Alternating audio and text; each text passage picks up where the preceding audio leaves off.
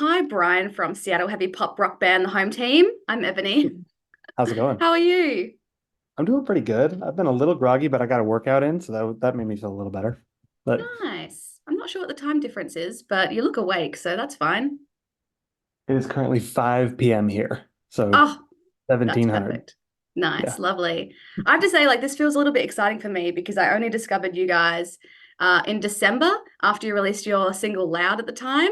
So I was like, oh my God, where have I been doing like my whole life? Just forget about you guys or haven't seen you guys. So I'm excited to get to know you a little bit more. And Cool. we haven't covered you on Wall of Sound before, so I'm hoping to sort of treat this as a little get to know you type of interview for our audience who may not realize that they're fans of you guys yet. Is I that all love it. right? That's awesome. Yeah, heck yeah. Appreciate it. Cool. So you guys have been kicking around since about 2015. Can you tell us a bit about your band's origin story? Yes. So 2015 is actually it's not the technical start of the band. That's when I joined. And so we kind of consider it the beginning. They actually had two singers prior to me and did a couple of DIY tours, and we all come from like metal backgrounds. The drummer Dan and the guitarist John started it I mean, they were sending demos to each other while in their other bands as early as 2009 for the Right. home team. Yeah. And so it wasn't until like 20, yeah, I would say 2013 when they finally actually started, and then 2015 when I joined. But yeah, we just did a bunch of DIY touring for 5 years up and down the West Coast. And finally things started to kick off after we recorded Slow Bloom. Awesome. And who inspired you back then versus who inspires you now? Like, what's the progression like? That's a great question because it's a huge difference. I used to listen to a lot of like at least personally, a lot of progressive metal. Um, and then also just a lot of the guys came from like we all come from different specific metal backgrounds. So Ryan listened to hardcore, I listened to prog, John listened to death metal, and Dan listened to deathcore. And so we Awesome. all have a lot of roots in metal music. Today, the thing that inspires me and by proxy us quite a bit is actually like contemporary R&B music. So some of my favorites are like SZA's huge, so I always mention her because everybody knows who she is. But Lucky Day is a huge one. Victoria Monet is a huge one. Stuff like that I think is phenomenal. It's usually what's on my daily rotation. And as a singer, it's like that it kind of goes hand in hand. It's very vocal driven music. So beyond that, I've also listened to a ton of other stuff. I listen to a lot of like lo-fi music. It has a lot of really cool chord progressions in there. And then yeah, we also love Japanese rock. That's so So that's cool. shadowing of all sorts of stuff. I love that. Well, you released your first album, Better Off, in 2018, second album, Slow Bloom, in 2021. And then looking back over that period of your band life, was there like a highlight or something that you think contributed to, or like massively to your sound or development to get to where you are today? Definitely. So Better Off was the album that we thought people would like.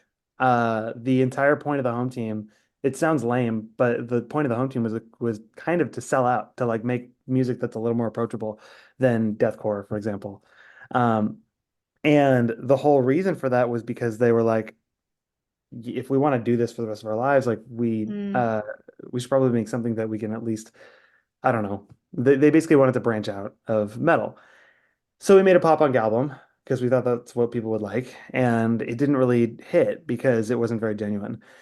I have a lot of love for that album. I know a lot of other people do too. There are some great songs on it. There are some other songs that I don't think are really great, but that's okay. Um, and when we were writing Slow Bloom, and Better Off didn't really work like we wanted it to, we basically said, well, if we're not going to make a living doing this, we should probably have fun doing it and do whatever we want to do. Um, so Slow Bloom was born out of like, we just want to make whatever kind of music we want to. Like, it doesn't mm. have to have any parameters. It doesn't have to fit any mold. Um, and we, honest to God, thought nobody would like it. We were like, maybe until the end of the process. Once we were at the end, we were like, oh, this is actually kind of sick. But yeah, it was born out of trying to be a lot more genuine and trying to do what we want to do and not really care what other people think about it.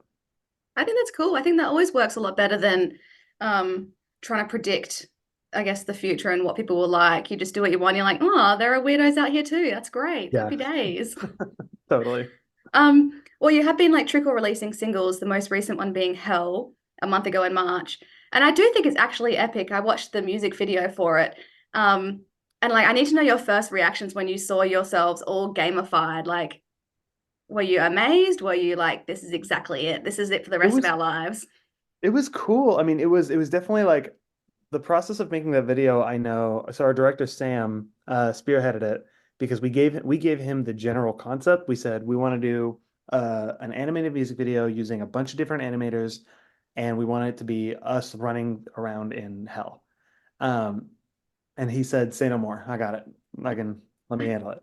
And he did all the dirty work of getting from point A to point B, and he did a phenomenal job. But he had a really hard time because it was so much logistic work that, to be honest, we didn't see a cut of it until maybe about a week before it came out, Wow. which was a little frightening. But we were also giving Sam his space to be able to like work on that stuff. He would come back and ask us questions and be like, "Okay, what do you think about this?" And he would send us frames and be like, "Is this the right direction?"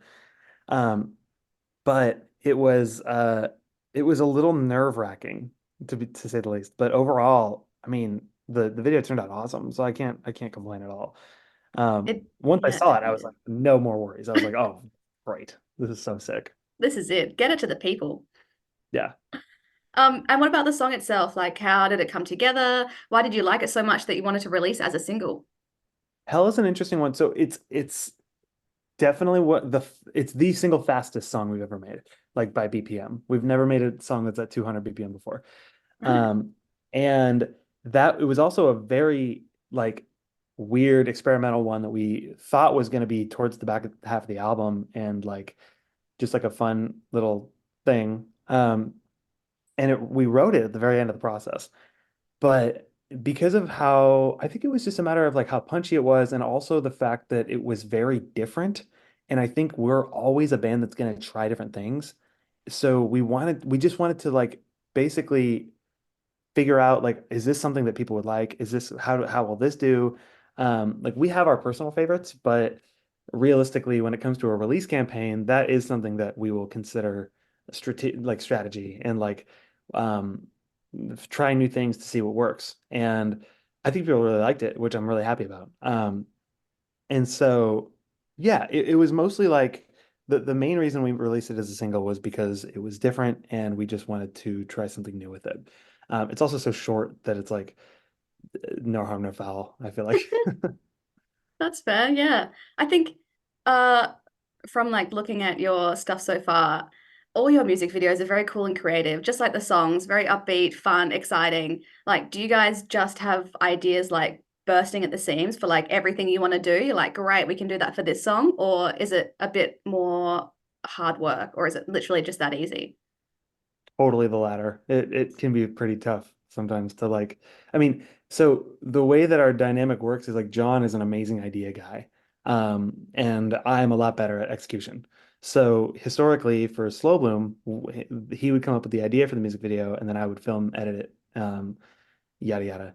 We have since hired a director because he's way better than me at doing that stuff. And um it can be a little tough. I'm actually, as we speak, I'm currently a little stuck on what to do about one of the feature music videos.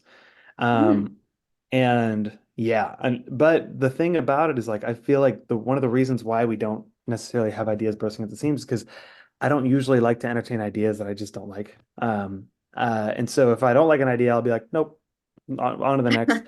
Um, Same thing with songwriting.